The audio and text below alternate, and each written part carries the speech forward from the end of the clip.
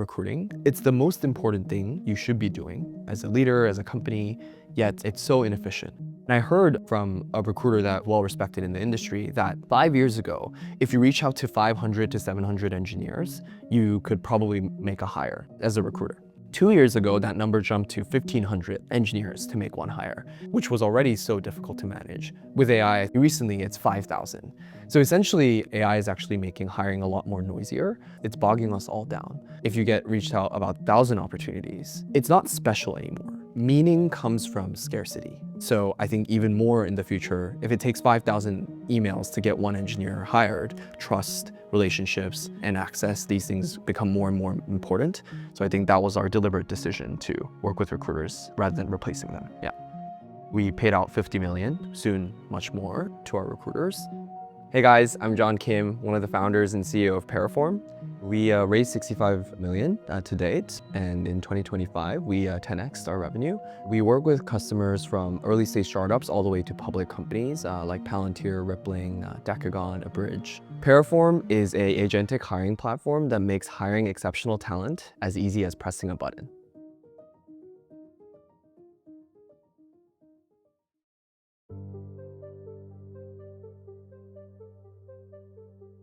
Ever since the age of 4, I sort of moved around a lot because of my dad's job. So yeah, I lived in Singapore, Australia, LA, and Korea as well. When I was 11, 12, in Australia, like entrepreneurship and going out on your own is not very celebrated. You're sort of told to stay in your lane, like do what's sort of comfortable.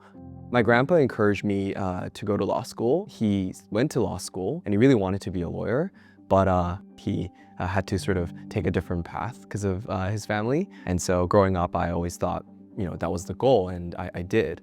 But there was definitely a moment that I remember that I, started living my life and treating my time and what I'm going to do very, very differently.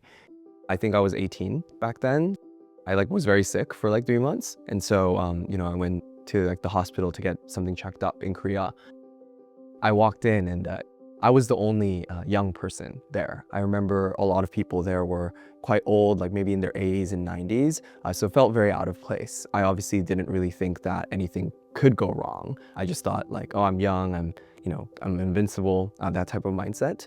And when the results came out, the doctor sort of said hey, by the way, there's something in your lungs and it could be something really bad.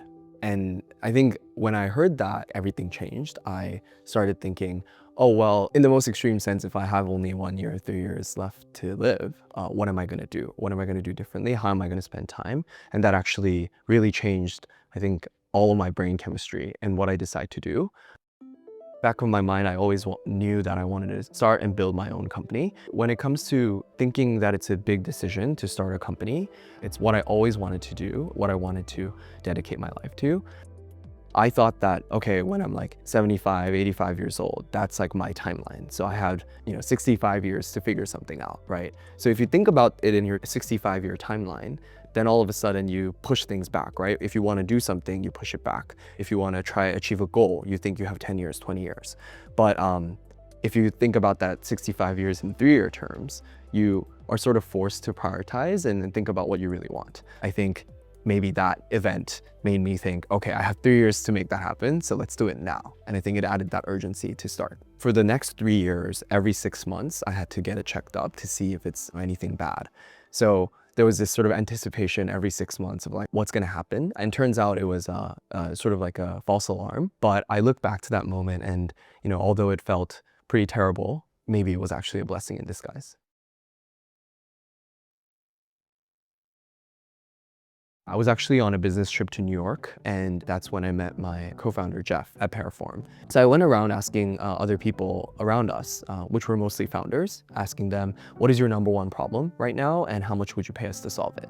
And almost all of them said hiring. And they said they would pay us 40K per hire. So we were like, hey, maybe if we make 5 hires each this year, that's maybe equivalent of a salary, so maybe this is a good business to start. So we set out on a journey to make 5 hires each. So the first thing we did was actually become recruiters ourselves. What we started doing was we scraped the web, we looked at your Twitter profile, your GitHub profile, everything really online about you. And we sort of try to combine that with your professional experience, your LinkedIn, your resume. And then 3 months, 4 months in, we were not even close to making 5 hires, let alone 1. And so we were like, okay, like clearly this is like super inefficient. What should we do?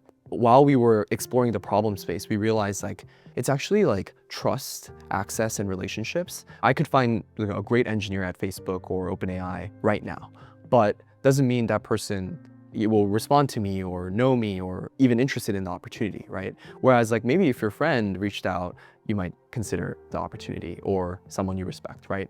So the next idea we pivoted to was a referral marketplace, referral platform, where essentially our startup customers could post bounties, referral bounties, like 5, 10K for the engineers they were trying to hire and turn anyone in the world to your recruiter. But there was not much retention. I think we overestimated how many people each person knows, how well connected someone is. And it wasn't like their main profession and job. So they didn't come back to the platform. You release it to the market and no one wants it. I think that it wasn't great. We were sort of hitting a dead end for 3, 4 months, nothing was happening. And then one user group started using it a lot.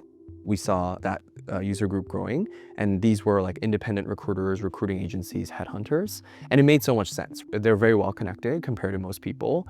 It's their job, it's their profession, they're financially incentivized, so they started sort of coming back and using the platform continuously.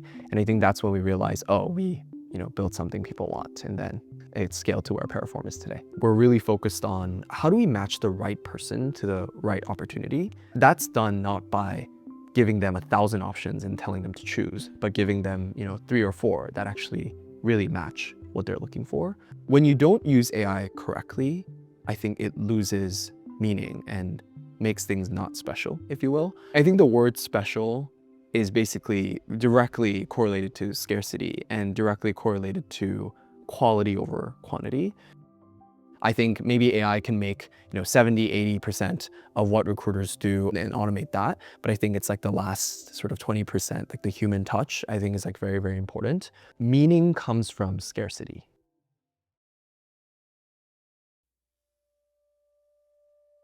So at the time, I was actually in Australia trying to get my visa to come back to the US. The time zone is obviously really difficult. I remember my routine was sort of waking up at 11 p.m. and then working throughout the night to overlap with San Francisco time and then going to sleep at like maybe lunch or after lunch and then repeat. And we didn't even have an office. So I used to go to my old college library to work there just in a booth. So when people saw me, they probably thought I was just like a student. It was like a weird feeling because it was a school that I dropped out of and I'm like in the library trying to build my company. And I remember the way we got customers, because we had no brand name, was just pure hustle, like just going door to door, emailing people one by one, no like email automation tool or anything like that, just reaching out. And so each customer was very, very valuable. Like when they said, yes, I want to try it out, it meant the world to us. And there was this one customer called High Touch. They're like a AI marketing platform. I remember they were the first sort of company that it wasn't our friend or some connection. It was like a company that through our own effort and hustle we got. They were hiring like a director of engineering, which is like a very important hire. And we felt very grateful that they trusted us to do such an important job for them. And so we got started. But I remember like it was like 3 a.m. at the library over and over again every day trying to make it work for that customer. One of the recruiters messaged us saying like, hey, we haven't been impressed with the quality of candidates and the experience. If you guys don't turn this around in the next 10 days, we can't be a customer anymore. In the middle of that, I heard my visa got rejected. Actually, most people get it approved on the spot, but for some reason, mine didn't get approved for the first time. It was definitely mental breakdown, not being productive, all these struggles. So I couldn't fully focus because it's almost like a company killing event. What failing a visa interview actually means is never being able to come back to the US. Maybe for some people, it's just like, oh, let's try again. But for me, there was so much at stake. It was everything I built for, all the work I put in sort of going to nothing. And then I had responsibilities to my co-founder as well. And I couldn't tell him the news because it's hard thing after hard thing after hard thing. I think the two things that kept me going was one, like this responsibility, this like, if I don't do this, this company will die. I have this responsibility to make it work. There's no other option than surviving and continuing. So that was one. The other one was actually a lot of like things were going on in my personal life as well, like friends and family. And then I actually realized that, oh, other people have like pretty difficult problems too in life. I then reflected, whatever I'm going through right now at the time was something that I inflicted upon myself. Like, I chose to start this company. I could have not done that. I chose to move here to the US and be based here. You know, I chose to apply for this visa. Like, you know, it's all like something that I chose to do. And there were a lot of people in my life who had problems and they didn't choose that. It wasn't within their control. And so I think that was actually, in a weird way, encouraging as well. We were just like, oh, like, maybe this is actually not that big of a deal. Like, you know, at the end of the day, I wanted to try this. And so that gave me the energy back to sort of stand back up and continue to go, yeah. You know, it turns out the visa thing was like some process issue, so it's all fine now. We actually ended up making a hire for High Touch for the director of engineering. High Touch told us that that hire took like 18 months. That role was open for 18 months. They tried everything out there. They tried recruiting agencies, other tools, job boards, and just nothing worked. And to do that within a month and a half with our product gave us a lot of conviction that this is going to work. And I think our customer actually saw that too. And so they reached out to one of their investor connections and said, hey, like what these guys are building, I've tried so many recruiting products in the past. I'm obsessed with this problem and none of it worked, but this is different, this is special. So he introduced us to our seed round investors. I remember my co-founder and I, the next morning, surprised and all happy, sort of like biking to their office, and we presented for 1 hour, just like our product. There was no pitch deck. We didn't even prepare for fundraising. We didn't even think we were fundraising, actually. We just thought we were meeting them. And they texted us saying like, hey, do you guys wanna grab drinks at 5 p.m. tonight? And we were like, okay. And then we went and they just said, hey, like we really love what you're doing. I think you guys are doing something special. So they gave us a term sheet and led our seed round that same day. My analogy that I would give is going deeper and deeper and deeper. Like, you're not going deep enough. You could at the surface just say, hiring is very difficult. But actually, I think we understood the problem at a very high level and then did something to solve that. It's very easy to go, hey, like doing XYZ is difficult, so let's go solve it. But actually, why is it difficult? Talk to users about it. You know, what they do makes the problem inefficient or difficult. And I think that was the mistake we made first round. And then like the subsequent attempts, we dig deeper and deeper and deeper into the problem until we actually found the root cause. And I think that's when things started clicking. I see a lot of people when they start a business or a company where they have this one idea. They try it out for a little bit and they go, oh, actually, it's not really working. So try something again, try something again. It actually takes like a lot more energy than most people think to like keep switching. Instead, what we did was we had a lot of conviction in the problem space. 110% conviction that this is the problem we need to work on. If you think you're going deep, you're probably still not deep enough. And so encouraging them to do that, yeah. If you could go back and sit across from the version of you who was in the library at 3 a.m. in Australia, what would you tell him? I would tell him to keep doing what you're doing. At the time, it's hard to imagine everything we've achieved and everything that we will achieve in the future. Have that same conviction. And I think that's kind of like what I still tell myself. Maybe like if I look back 5 years, 10 years, 20 years from now, and look back to this moment, maybe that might feel like the 3 a.m. library situation again. So I think keep going, have conviction.